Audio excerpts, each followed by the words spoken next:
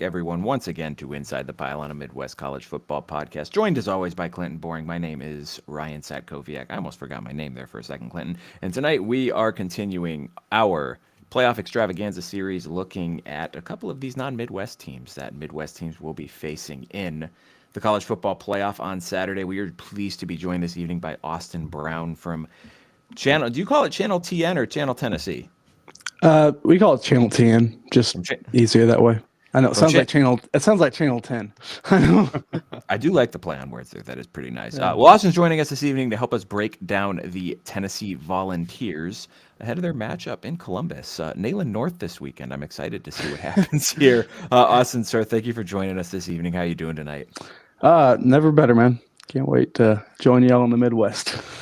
I'm gonna have so much fun this episode just throwing subtle jabs at Clinton. It's gonna be the most fun I've had on this show in probably about 2 weeks. So I'm looking forward to that. Clinton, how are you doing tonight?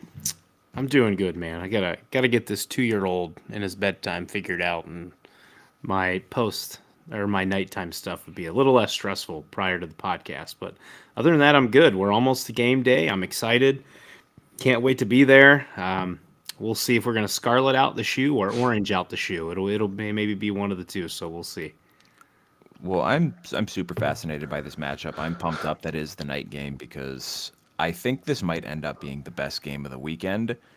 I certainly hope it's the best game of the weekend in terms of a close game because I'm jonesing for a blowout on Friday. But Austin, kind of looking at this Tennessee team overall this season coming into this game, early in the season, they were beating the crap out of some pretty bad teams, just lighting the scoreboard on fire. And I think everyone was kind of jumping on the, oh my gosh, the Nico bandwagon, right? Like he was the original NIL guy, the $8 million NIL deal. The hype around him was through the roof. And they looked like they were living up to it, man. And then SEC play comes. They have a big win against Oklahoma to start SEC play. And Oklahoma comes out and beats Alabama, so maybe it didn't age as poorly as it had looked like it was trending there for a minute. But then a little bit of a rut midseason against Arkansas and Florida before the big win against Alabama. And that was kind of the big resume point for this Tennessee team this year.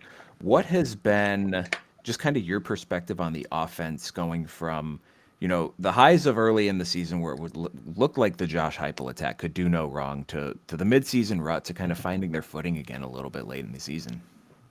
Yeah. Okay, coming into this year, the thought was we're going to get our offense back because we went from Hendon Hooker, setting I think we're number one in points per game, damn near number one in yards per game in 22. And then Joe Milton took over at QB. You guys probably know him in 23. Yep.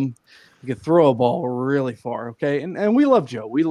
But it just it wasn't quite the offense didn't quite flow so well with him. And obviously Nico, per on 3, number one overall recruit in the country, $8 million NIL deal, $2 million per year.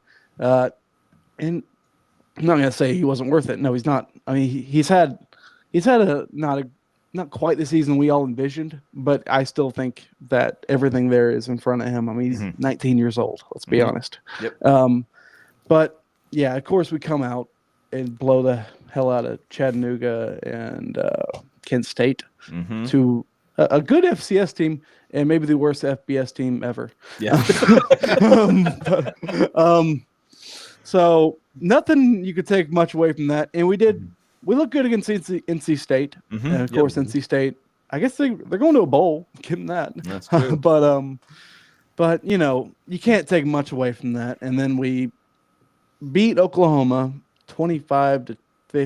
It's just that was the first time where the offense just had consistent struggles, and then it carried over to was Arkansas right after that, or was it Florida right after that? I think it was Arkansas. Arkansas, okay. I think we had to buy maybe a nothing home game, and then Arkansas. The Arkansas game obviously was our really worst moment of the whole season, and the offense just. I will say though, it obviously had the high early facing nobodies, and then we got into the conference play and it did struggle, but throughout the season you've seen subtle improvements, especially in the receiving core and Nico's consistency, and offensive line. I mean, it's been really all over. And of course, Dylan Sampson's. I mean, he set the single season Tennessee rushing record against Vandy. He's had a great season, offensive player of the year in the SEC. And it's not the offense we thought we'd have, but I think it's trending in that direction finally. Well, you mentioned Dylan Sampson, so tap on him real quick. Leading SEC rusher, 1,485 yards, 22 touchdowns. However, he squares off against an Ohio State run defense that ranks seventh in the country, allowing only 96.8 yards per game this Saturday. How confident should Tennessee be coming into this game with their ability to run the ball? Well, that is obviously Ohio State. Honestly, it might be the most talented roster in the country. I will be honest with that. And the D line certainly is pretty good, but I mean, I'm just hoping to get maybe like 98, 100 yards out of the rushing game Saturday. Of course, man, that's maybe 150 when you throw in Nico and the other backs. So I'm trying to be reasonable there. I mean, Georgia had a pretty stellar rushing defense, and we were able to pop off a few times against them and keep it steady. Honestly, I thought we should have ran more. I felt like we were getting 5 to 7 on a lot of carries, and we hadn't run the ball in Georgia that well in any of the matchups we had against them in the past under Heupel. So I'm not expecting like 170 yards or something out of Sampson, but I just hope he has his good game. Just give me your average performance, and I think that. And don't fumble. For the love of God, don't fumble. He's fumbled in I think 4 games this year, and he had 3 games in a row. I think it was the first or second drives he opened with a fumble, and that's my number one thing for him. I think what presents, and Ohio State fans who aren't familiar with Tennessee, and I kind of got a taste from watching them in the past a lot, but also playing with them on NCAA 25, is how wide they spread this field. They use every single inch of that field, which then, with the receivers so far spread out, it really opens up the lanes up the middle for the running back. And hearing on the Ohio State side is tackling has been a slight issue this year. It has improved later in season, but this is not a game when Tennessee is going to spread you out that wide that you can afford to miss tackles. There's talk that Ohio State's going to maybe try to do something where they can keep Lathan Ransom or Caleb Downs more towards the box since they're their 2 best tacklers on the team, and kind of see what they can do with that. So certainly for Ohio State, you got to make your tackles. If not, Sampson and Nico are going to tear you up. And I wanted to ask you too, we talked about Nico passing, but how much of an impact has his legs been this season, and how much do you think there'll be an impact in this game for them? Honestly, we thought his legs would be a bigger impact this season because if you watched our bowl game against Iowa, I know it's a bowl game and you can take those with a grain of salt, but that was his first ever start, and it felt like he was mostly utilizing his legs. He looked like a player that if almost run first at times, but this season he's really been. I mean, he does run. It's just not at the frequency you'd think, and occasionally you're watching him and you're just like, okay, nothing's open. Please just start running. And he's a little cautious. That I don't know if it's a fear of injury or whatnot. I do think he runs to the sideline a lot, and he needs to get out of bounds faster because he will run to the sideline and then get hit going out to the sideline. Like, you don't have to get hit, dude. You can just step out real fast. Yeah, certainly.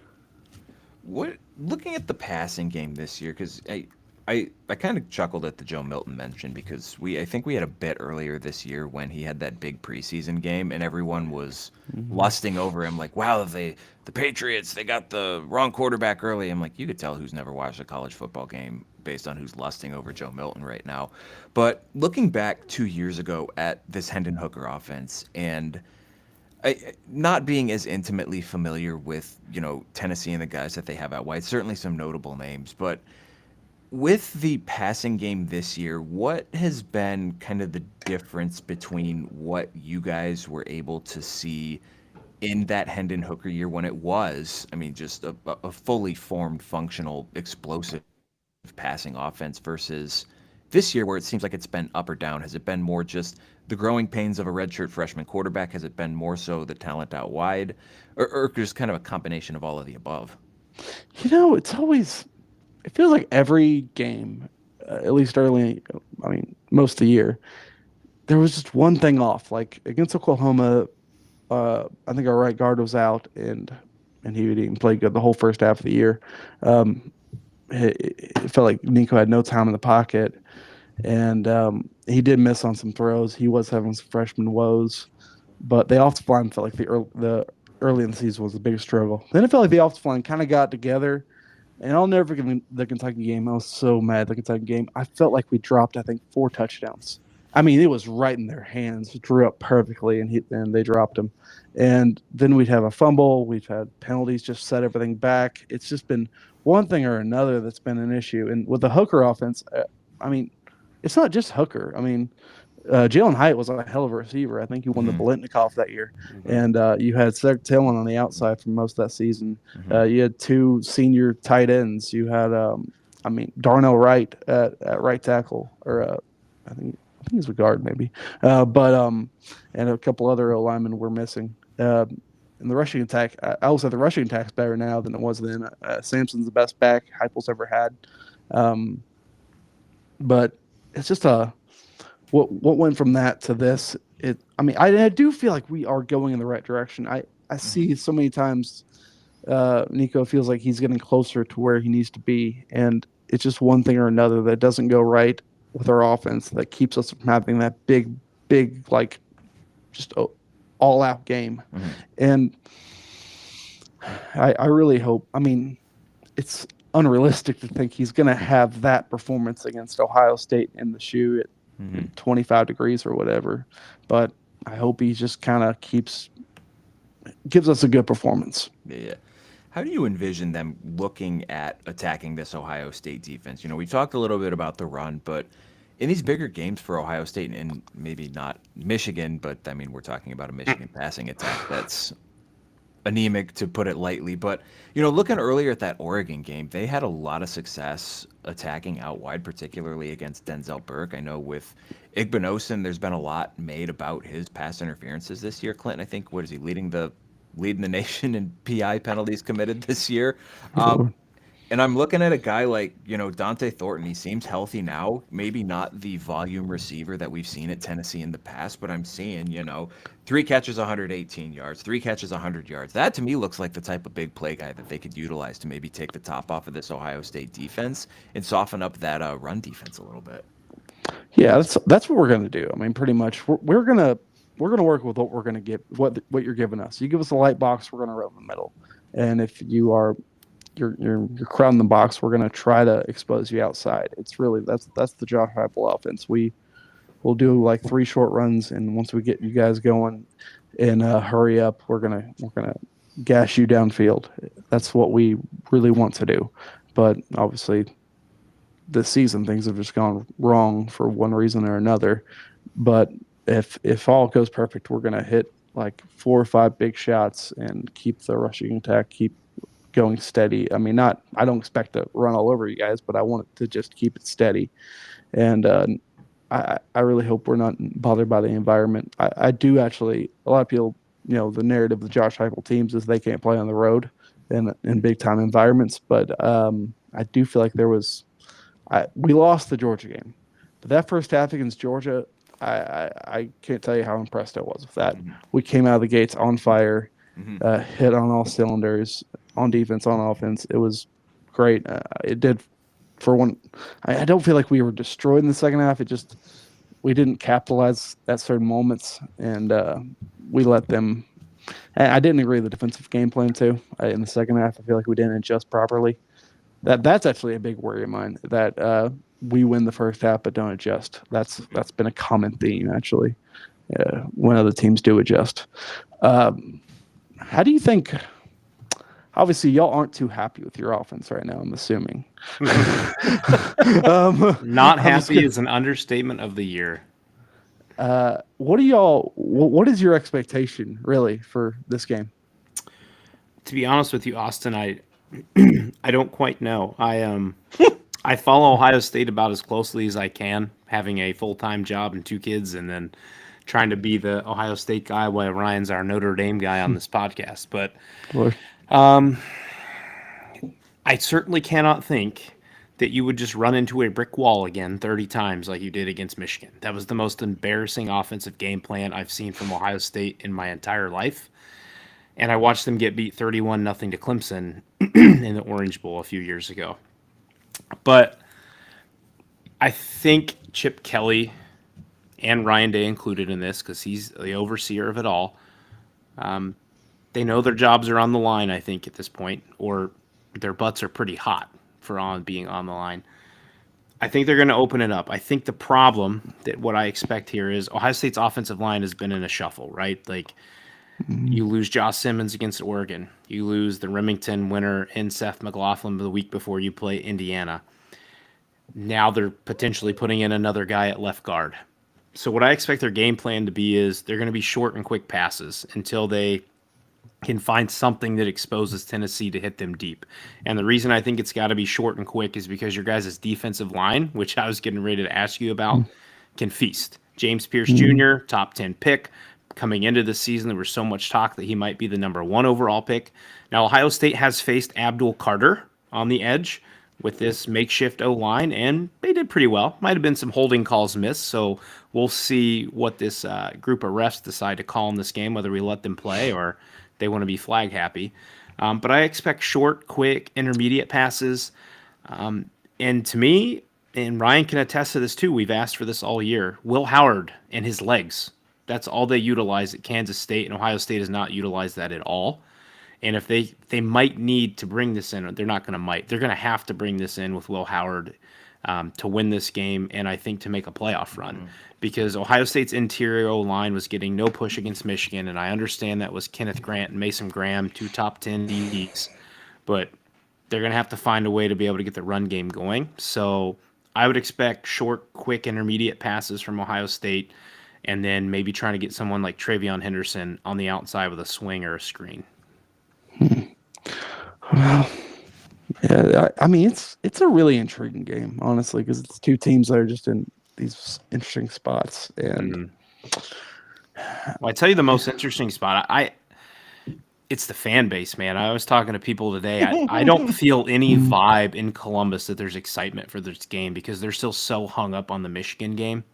And the narrative around Columbus is just, we don't care if we could win a natty. You lost to Michigan. Like, that doesn't matter. Like, you have something in front of you now. In a 14 playoff era, you'd be done. You'd have no chance. You have a breath at new life right now, and a national championship is everything. If Tennessee goes on to win the national championship, no one gives a shit that they lost to Georgia. No one would care if that they lost to Arkansas. You won a national championship, right? That's the biggest thing of them all. And fans in Columbus cannot get over that. Whether it's Twitter, whether it's some of the podcasts I listen to, it's just constantly flipping back. Well, against Michigan and against Michigan, like, that doesn't matter anymore. You have a top 10 team staring you down who's an SEC opponent who you have thirsted for to come north and play you in the cold at some point. And you've asked for it and asked for it. And I know Tennessee's not that south, but like, you've wanted it, and now you got your shot. And people are bitching and moaning because they think Ohio State should have been ahead of Penn State. Well, guess what? Don't lose to Michigan, and you didn't have to worry about it. So now you got your matchup.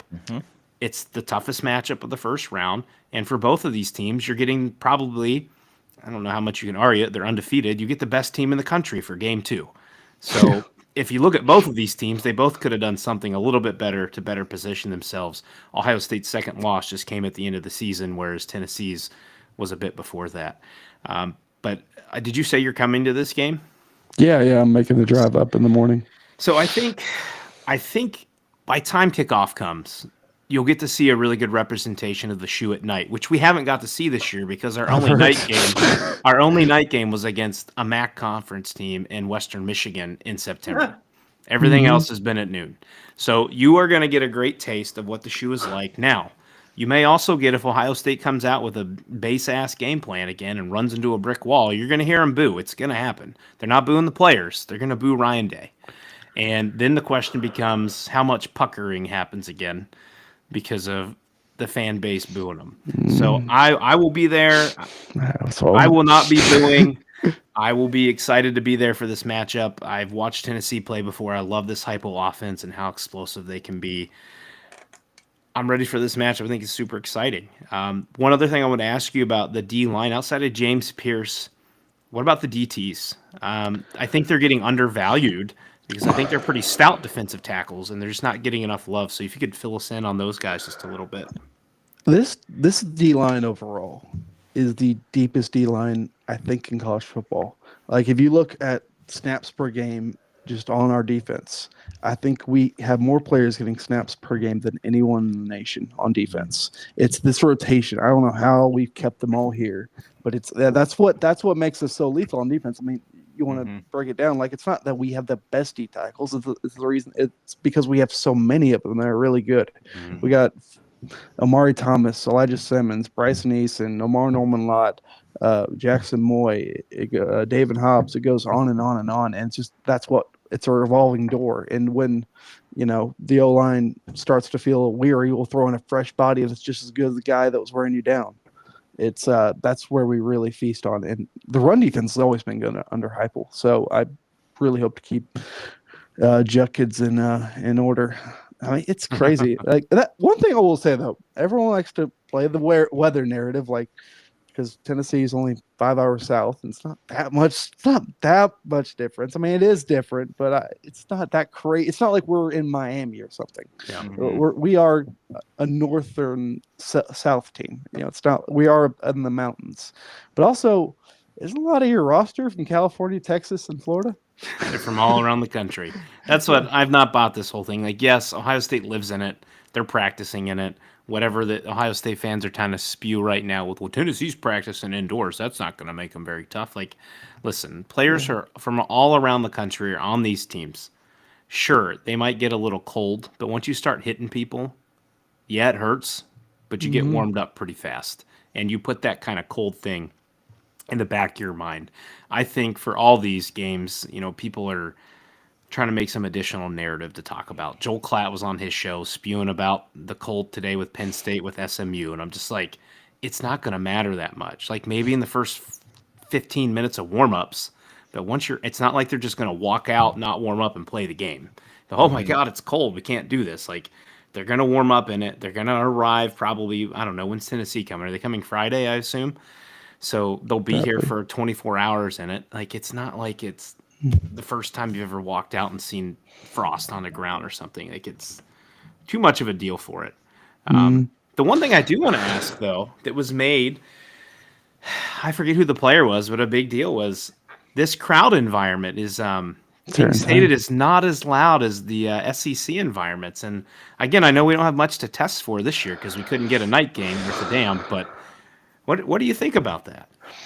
I don't know. I mean, we're very loud about how loud it gets here. I think we set a record against Alabama, and it's kind of. I don't know if this is true or not. This is just what I've heard. Is Ohio State kind of a pro environment? It's similar to like a pro sports environment. Like you said, they're gonna boo if things don't go well. That automatically, and that's a bit more of a pro football kind of thing than college, and that may be what they're kind of going towards. And honestly, it could be a lot of this. Ohio State, 7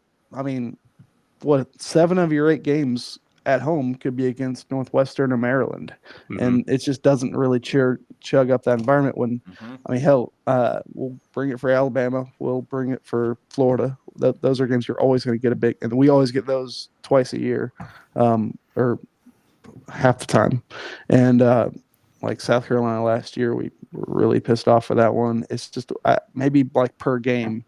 I mean, to be fair, Ohio State, I mean, this is a realistic thing as a Tennessee fan. You guys have been a lot more used to this kind of season. We went through the dark ages. We were a blue blood in the 90s and 2000s for most of it. And then we decided to kill our program with the guy that making decisions that runs your Cleveland Browns.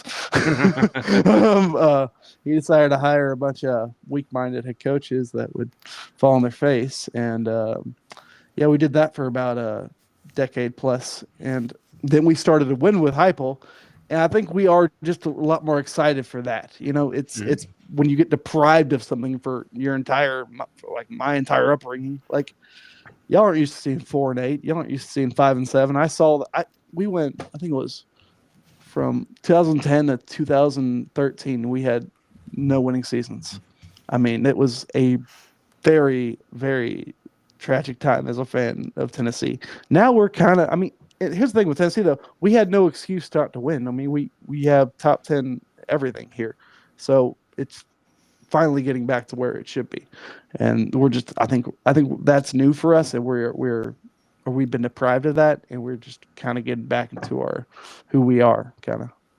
We've mentioned this on the show. Ohio State is probably the most spoiled fan base in the country. And part of that is a good thing, right? You've been so successful that you haven't had to go through that. The worst season, I think, I've been on this earth for 32 years, and the only one I can think of that stands out that wasn't above 500 was Luke Fickell in the 2011 season.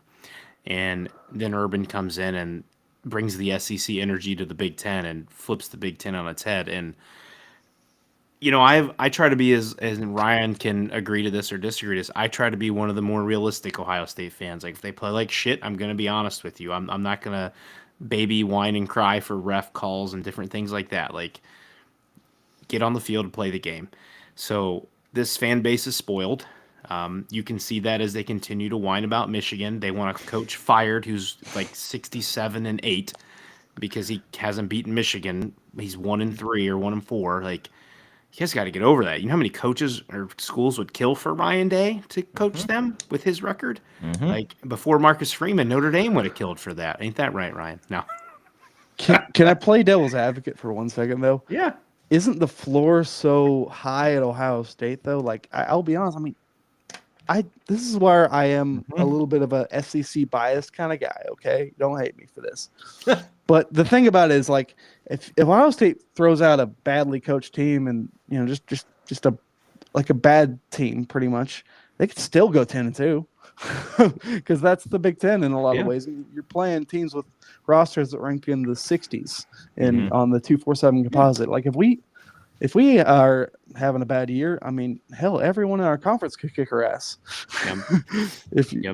I mean, you look at next year, fast forward to next year, it's a 3-game season. Texas opening week, Penn State mid-season, Michigan at the end. Now, that doesn't mean someone can't, like an Indiana, come along and surprise you, like if a Wisconsin or something pops up there, but it's a 3-game season. Now, the Big Ten, I would say, is a little bit tougher now that you've added Oregon and their Nike money. I think everybody has to, everybody has to be aware of Oregon and Nike and their money now. Like, they're going to pillage whoever they want, whatever they want, and that affects college football as a whole, not just the Big Ten. But you're right. I mean, at worst, I would say, with an average to rough coach, you're 9-3, and then, but that's not acceptable here. Jesus, they can't live with 11-1.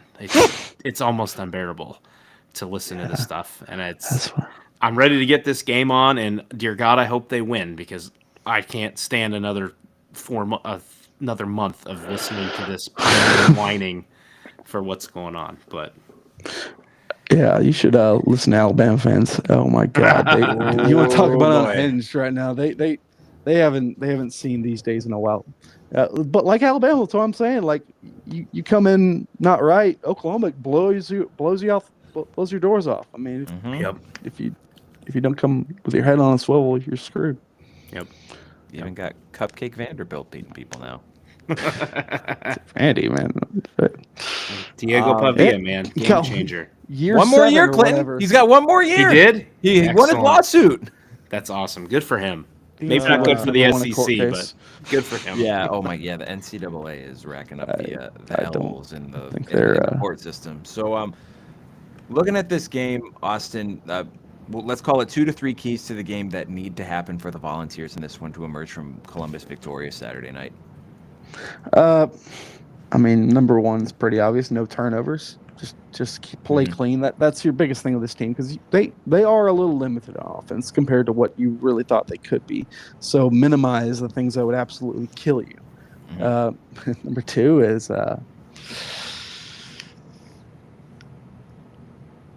just don't let the environment throw you off. Just don't let it's cold. You're on the road. but just come out ready. Just come out on fire. And number 3, I gotta say, just hit on some passes, man. I've so many times here we set up some beautiful passing plays, and we just don't execute on them. And if we can just hit 3 or 4 or 5 of those, it could change everything. Mm-hmm. And then other side of that coin is there a matchup or an aspect of this game when you're comparing these two teams against each other that you look at that worries you, that says, man, if I could see this as an area that's going to get Tennessee, that's going to kind of break this game against our favor?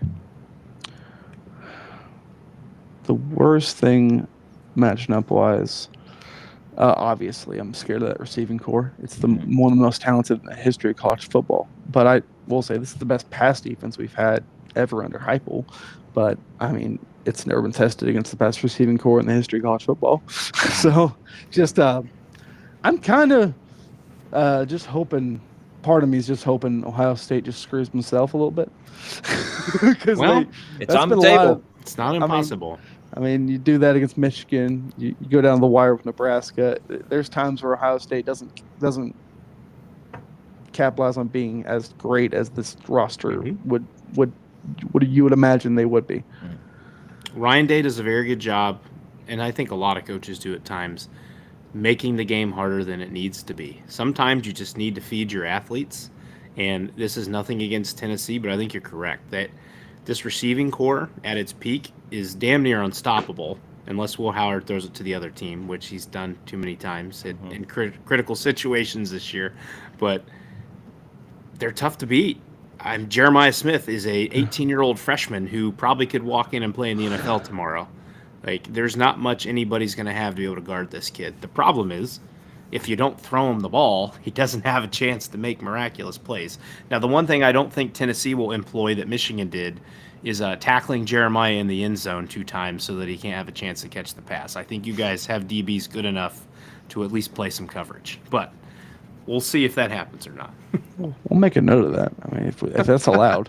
But hey, Michigan did it twice, kept them from scoring 2 touchdowns. We'll say, I'm sure y'all don't remember this, but Tennessee had a bowl game against Purdue in 2021. Oh, yeah. And it was very hideously officiated. And I do know the guy who was a head official in that game will be calling the Tennessee-Ohio State game. So we're a little we're a little worried about that. I mean, we should have won that game. We had a touchdown called off, or no, they called the play dead when he got into the end zone. Whatever. So wait, you're saying he's biased towards the Big Ten and away from the SEC? Maybe. or they just suck as a group, and we're both going to be sitting there all night. They kind of just sucked, if I remember correctly. I'm not thrilled about that. Let them play. When in doubt, let them play. Give me that. Exactly. Well, gentlemen, I have one question, actually, if that's okay. Has Ohio State played any team that plays tempo, really? Indiana, but they didn't have a chance because Ohio State lived in their backfield the entire time. Not quite to the way that I think Tennessee would try. They actually asked Knowles about that in the press conference Tuesday, and he said his defense throughout since he started it has been designed to go against tempo. Oregon did it a little bit and obviously had some success, right? Burning Denzel burnt toast. So that's the nickname I donned him. So if you guys want to try him, go ahead. You might have some good success. But Oregon win a little bit, yeah. Y'all ever fake injuries? Really, this is a real question because it's in the SEC. This is something you encounter a lot. Oh yeah. No, I think they're okay. Okay. Yeah, I think typically if an Ohio State guy's down, he's usually down. That's a real problem, man, for us. I mean, that's an every game occurrence for us. And you see it. It's like, oh, the guy got injured after we gained 30 yards. Crazy, right? Happened the last time too. He was just in the huddle too, and now he fell over. He was standing there. He looked fine, and then they pointed at him, and he fell. It's like somebody shot him in the calf from the stands. The sniper up there. Literally, I remember Kalen DeBoer throwing a guy on the field just to fall down. Literally, he throws him on the field. And it's like, I mean, come on. Oh boy, yeah. Didn't Sankey come out and say something about that, or someone, Greg Byrne or someone? No one's gonna impose it. No. It's like it's a we'll give you a fine afterwards, and no one's gotten one yet. I mean, come on. A fine. $200,000 pocket change. Yeah, Sitting in my I think sit in my desk drawer here. yeah, Yeah. for those guys, yeah. Well, Austin, sir, thank you so much for joining us this evening. We really appreciate your time. I'm fired up for this game. I'm fired up that I don't have a rooting interest in this game because I'm sure it's going to be hectic, and I'm sure I'm probably still going to be recovering from a cardiac Friday night. So can't Yeah, handle 2 that's- nights in a row. Yeah, I think y'all be okay. I actually think Notre Dame's maybe the best team in the country. Don't let him hear that. His head's gonna inflate out of the camera. No. I'm seeing people making their brackets and they're picking them to go to the national title game. I'm like, I don't like this. I don't know how to feel about this. I don't like the jinx. Please stop talking about it. Say that Indiana's going to beat us this weekend. So I don't want to think about it. Yeah. We'll College football this see. year, there's no consistency, so that's what I'm based on. Notre Dame's been pretty consistent. That's the only thing. Well, they haven't played much no one, but Consistently beating the crap out of no one. That's what Indiana did. So it's a perfect matchup. You guys hate our naval and army academies. I know, just hate the troops. Hate the troops. Hate the troops, man. It's just we're big Air Force guys. We flying the planes because we didn't beat them up this fair year. enough. All right, everyone. Thanks for stopping in, listening to us talk tonight. We'll be back with you guys tomorrow night on Thursday for our picks of the week for the playoff games, and we might have a special guest as well for that one. So thanks everyone for tuning in. We will see y'all tomorrow night. See you. All right. Good stuff, Austin. Thanks for coming in, man. That was a lot of fun. We appreciate it. Bro, man, it was a lot of fun. Happy to do it.